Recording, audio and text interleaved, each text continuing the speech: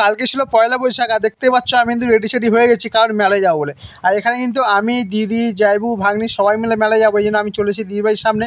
দিদিরা যেহেতু রেডি হয়ে গেছে, চলো এবার যাওয়া যাক মেলাতে।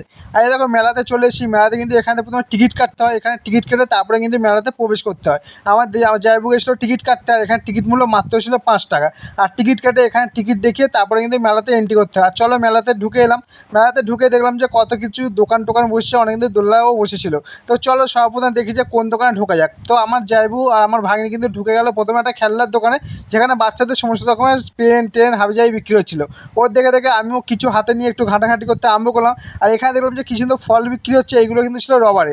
তারপর আমার যে জিনিসটা চোখে পড়লো, চলো তোমাদেরকে একবার দেখায়। আর আমি যেহেতু খুব বাচ্চা না, তো এই জন্য আমার এগুলো দেখে এখন লাভ নেই, তো যেটা দেখাবো সেটা আগে চলো তোমাদের দেখায়। আর এই দেখো এখানে কিন্তু ক্যান টাইপের বিক্রি হচ্ছিলো, মানে ওই এখন ক্যাম্পার করার যেমন ক্যান বার হচ্ছে ওই রকম। আর এই ভেতরে কী আছে আমি ঠিক জানি না।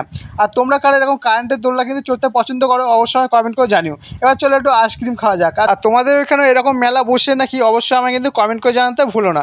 আর এখান থেকে কিন্তু নিয়ে নিয়েছি এরকম একটা মালাই টাইপের একটা আইসক্রিম, এটার নাম কি আমি জানি না। আর চলো খেয়ে টেস্ট করে বলি যে কেমন খেতে ছিল। আর দেখতেই পাচ্ছ পুরো কিন্তু সাদা রকমের, অতটা আমার মনে হচ্ছে না টেস্ট হয় বলে। আর আমি খেয়ে দেখলাম সত্যি কিন্তু কোনো টেস্ট ছিল না এই আইসক্রিমটায়।